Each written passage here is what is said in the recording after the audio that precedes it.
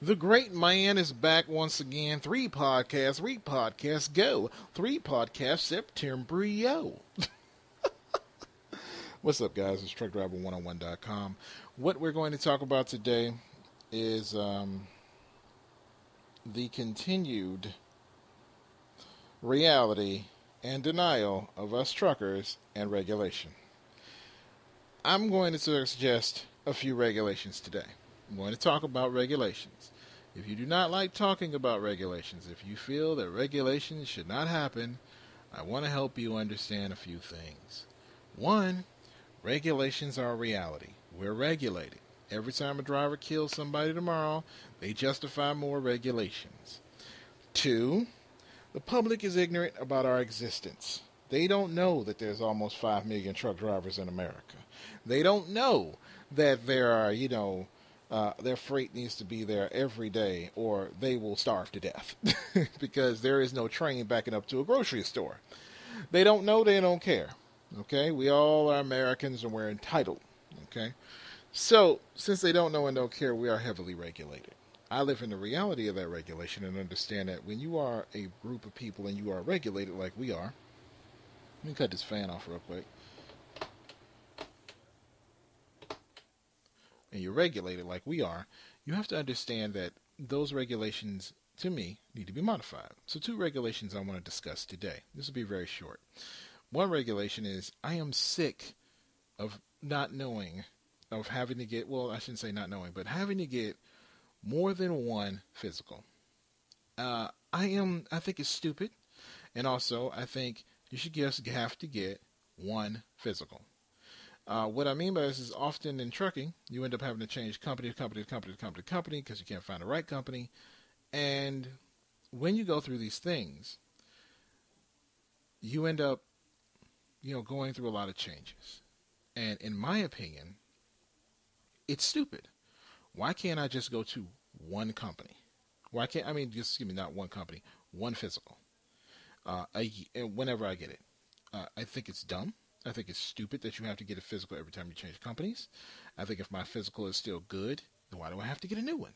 It's a hassle, and it's stupid. It's a waste of money. The other part that ties into is leaving your town to get hired.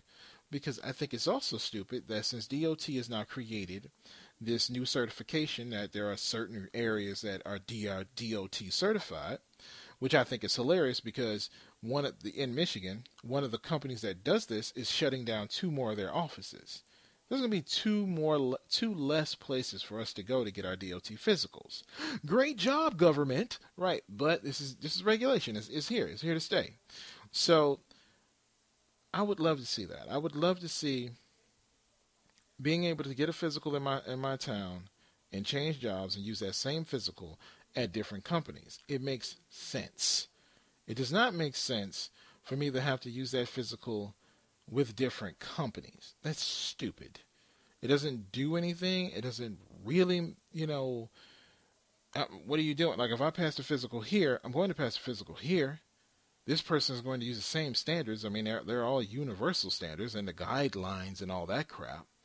So it is what it is. Now, they're trying, of course, with every accident, if you notice, every time there's not a skid mark on the road, they're trying to pretend that means that driver was asleep, but it wasn't, right? I mean, obviously, that's not what happens a lot of times in accidents, but there's a push to do that so they can require us all to take sleep apnea tests because they want to pretend that magical sleep apnea, everyone has it, which is fine.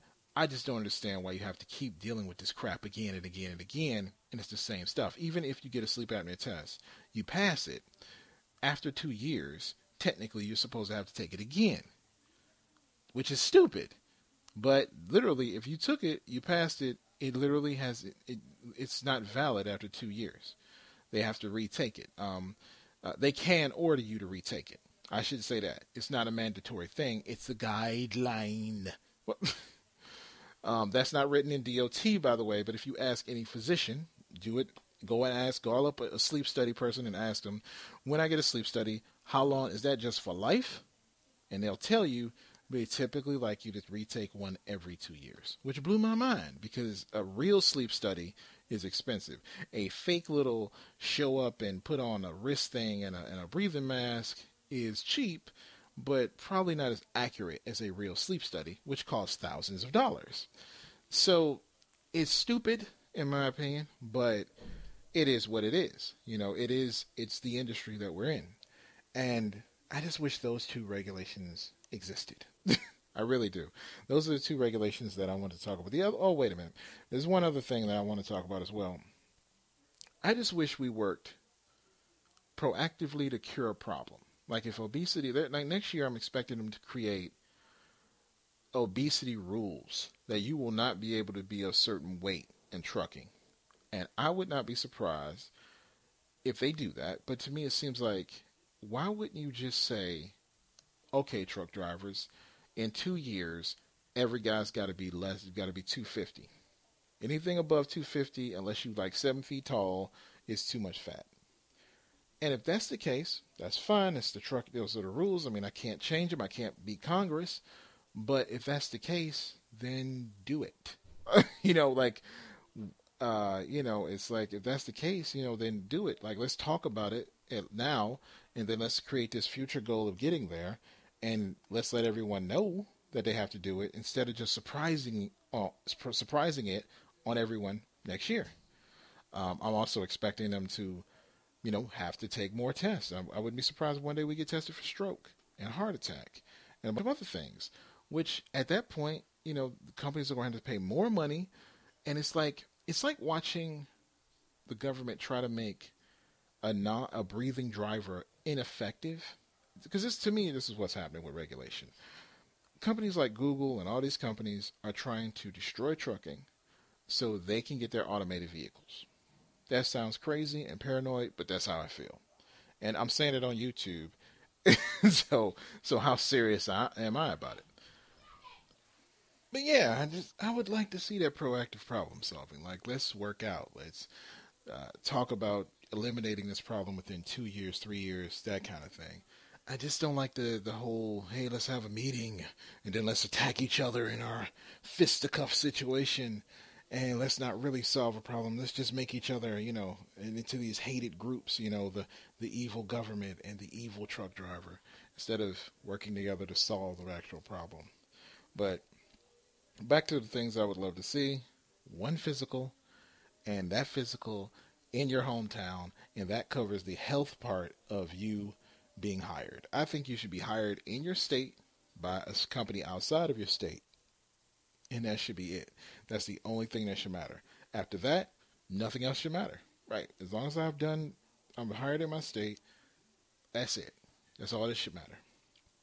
So, that's my opinion, guys. That's me, truckdriver101.com. I talked about it. I know I'm going to get a whole bunch of, we don't need no new regulation. We need to go back to the old way, Right. That ain't going to never happen a million years from now, okay? We're never going back to the old ways, guys. This is the death of trucking. You got 10 years left in the game.